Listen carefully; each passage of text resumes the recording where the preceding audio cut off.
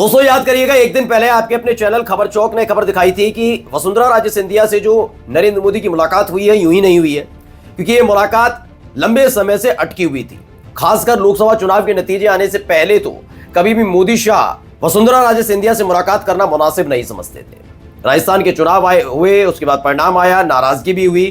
राजनाथ सिंह को भेज दिया था कि आप जाकर पर्ची थमा दीजिए, हम नहीं मिलेंगे जाकर, क्योंकि वो था 303 सांसदों वाला खेल। अब 240 पर आए नरेंद्र मोदी साहब समझ गए कि अब आरएसएस के दबाव को झेलना होगा।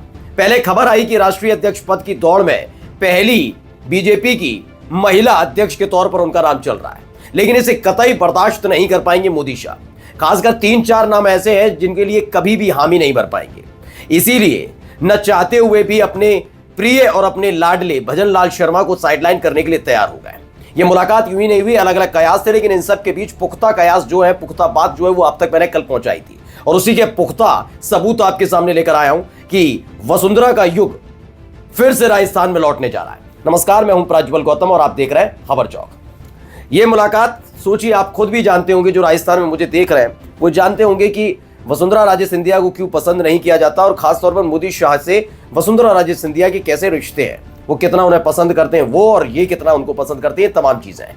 वजह मैं पहले भी बता चुका हूं, आगे जाकर वीडियो में दोबारा बताऊंगा, लेकिन फिलहाल आपको बता दूं, इस मुलाकात ने काफी चीजें स्पष्ट कर दी थी, क्योंकि लोकसभा चुनाव के नतीजे आने के फौरन बाद ही लगातार वसुंधरा राजे सिंधिया के गुट के वो लोग जिन्हें भजन लाल शर्मा की सरकार में न केवल उन्हें शामिल नहीं किया गया और लगातार उन्हें साइडलाइन किया जा रहा था, देखते ही देखते सारी चीजें बदली। और अब यह है कि वसुंधरा राजे से जुड़े हुए जो उनके करीबी लोग हैं, जो वरिष्ठ नेता भी हैं बीजेपी के, लेकिन वो वसुंधरा के करीबी हैं, इसलिए उन्हें मंत्रालय में शामिल नहीं किया गया। अब उनकी लॉटरी लगने जा रही है।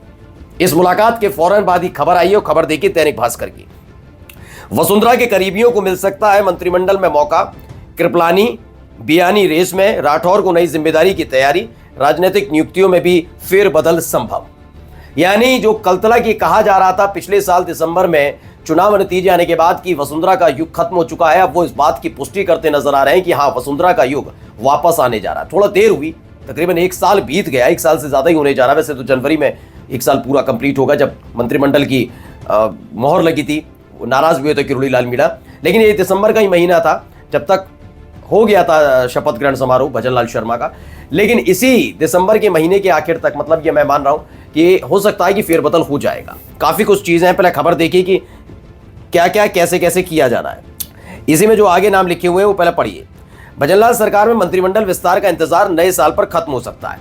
खाली पड़े 6 मंत्री पदों को जल्द भरने की तैयारी है।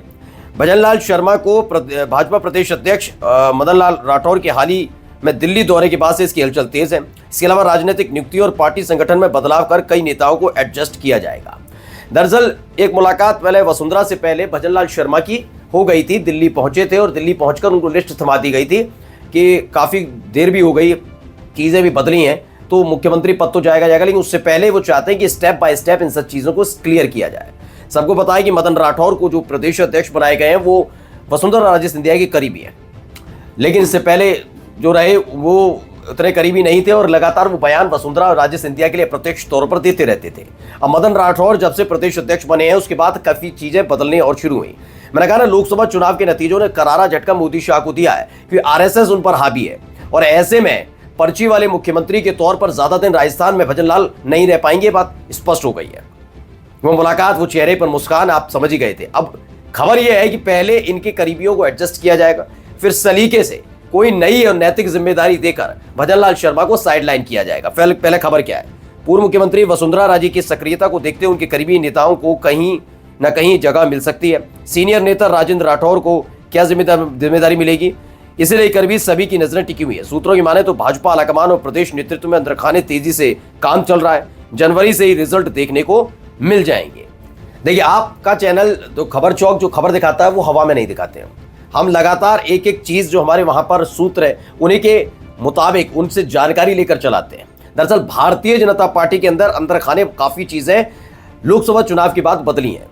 वहां ये भी एक रिपोर्ट गई थी कि राजस्थान के अंदर बीजेपी का जो बेड़ा गर्क हुआ वो केवल इस बात के लिए नहीं हुआ कि ठाकुर समाज उनसे नाराज था। तो फिलहाल ये तमाम जो चीजें निकलकर सामने आ रही हैं, यही बदलाव की आहट है जिसका जिक्र मैंने अपनी पिछली वीडियो में भी किया था और उसका असर अब दिखने लगा है। यानी एक दिन पहले हमने जो खबर दिखाई उसी को लेकर पुख्ता सबूत अब आपके सामने आ गए।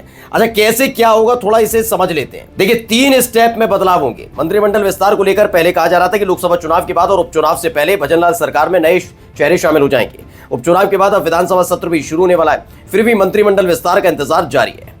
भाजपा सूत्रों के मुताबिक सत्ता संगठन ने मिलकर एक रणनीति तैयार की। सभी तरह के बदलाव 3 स्टेप में होंगे। सबसे पहला फेरबदल संगठन में होगा। कई चेहरे बदले जाने और वसुंधरा के करीबियों को एडजस्ट किया जाएगा, जिन्हें अब तक पिछले 1 साल से दरकिनार किया गया था।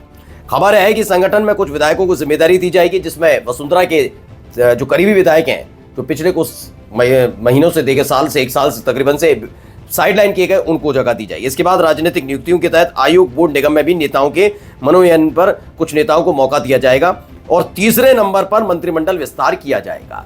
यानी कुल मिलाकर वसुंधरा राजे सिंधिया की जो दिल्ली वाली मुलाकात की थी और जो हमने आपको बताई थी खबर, वो महत्वपूर्ण है, लेकिन इन्होंने 3 स्टेप बताए। मैं चौथा स्टेप जो आपको लगातार बता रहा हूं वो यही है कि पहले सारी चीजें क्लियर की जाएंगी एक एक स्टेप करके, और उसके बाद वसुंधरा राजे सिंधिया को लाया जाएगा। अब आप कहेंगे पहले वसुंधरा राजे सिंधिया को ले आएंगे तो दिक्कत क्या है, तो उसकी वजह मैं बता देता हूं। दरअसल अचानक से अगर ऐसे फैसले लिए जाते हैं कि वसुंधरा राजे सिंधिया को, भजनलाल को हटाकर वसुंधरा राजे सिंधिया को ले आए, तो काफी चीजें बिगड़ भी सकती हैं। इसीलिए क्योंकि आपको कुछ ना कुछ वजह बतानी होगी ना, अभी फिलहाल वजह तलाशने की कोशिश की जा रही है कि आखिरकार भजनलाल शर्मा को क्यों हटाया गया, क्योंकि बात सिर्फ लोकसभा चुनाव की नहीं है। कि मैंने अभी जो बताया आपको, क्षत्रिय समाज नाराज था, वसुंधरा बनाती तो हो जाता, वो रिपोर्ट गई थी, लेकिन रिपोर्ट के बाद देखा गया हाँ यार नुकसान तो हुआ, और अगर वसुंधरा को मना कर रखते तो कहीं ना कहीं राजस्थान में डैमेज कंट्रोल होता, लेकिन वो हो नहीं पाया। लोकसभा जो राजस्थान में उपचुनाव हुए उसको लेकर भी क्लियर बातें निकल कर आई कि हाँ अगर उस समय भी वसुंधरा राजे सिंधिया मेहनत करती, क्योंकि गई थी एक रिपोर्ट, आप जाकर गूगल करेंगे और कभी जरूरत पड़ेगी तो मैं आपको दिखाऊंगा भी, एक रिपोर्ट गई थी बाकायदा कि उपचुनाव में भी उतनी मेहनत वसुंधरा राजे सिंधिया ने नहीं की जब वो पहले मुख्यमंत्री हुआ करती थी या सक्रिय रहती थी, उस तरीके से करती थी। यानी बीजेपी समझ गई है, खासकर मोदी शाह वाला कुछ समझ गया है कि अगर राजस्थान में सियासी तौर पर अपने आप को मजबूत रखना है तो ये मानना होगा कि वसुंधरा राजे सिंधिया बीजेपी का एक सशक्त और बड़ा चेहरा है। लेकिन बात सिर्फ इतनी भर नहीं है, बात यह भी है कि वसुंधरा राजे सिंधिया जब तक बीजेपी की कमान राजस्थान में संभालती रही सक्रिय तौर पर, पर्दे के पीछे रहकर हो या पर्दे के सामने रहकर, यकीन मानकर चलिए कोई विरोध, तगड़ा विरोध नहीं करता था। लेकिन किरोड़ी लाल मीणा ने जिस तरीके से न केवल विरोध किया बल्कि जिस तरह के हालात पैदा कर दिए हैं, उसने भी फजीयत कराई है। मैंने हाल में खबर दिखाई थी किरोड़ी लाल मीणा किस तरह से भजनलाल शर्मा के खिलाफ बोल रहे हैं, तो उस बगावत को थामने के लिए भी, उस गुस्से को शांत करने के लिए भी, वो फजीयत जो हो रही है उससे भी टालने के लिए भजनलाल शर्मा को हटाना और वसुंधरा राजे सिंधिया जैसी नेता को सामने लाना बहुत जरूरी है। अब वो जरूरी समझिए या मजबूरी समझिए, जो भी है, वसुंधरा युग लौट के आने वाला है। नमस्कार।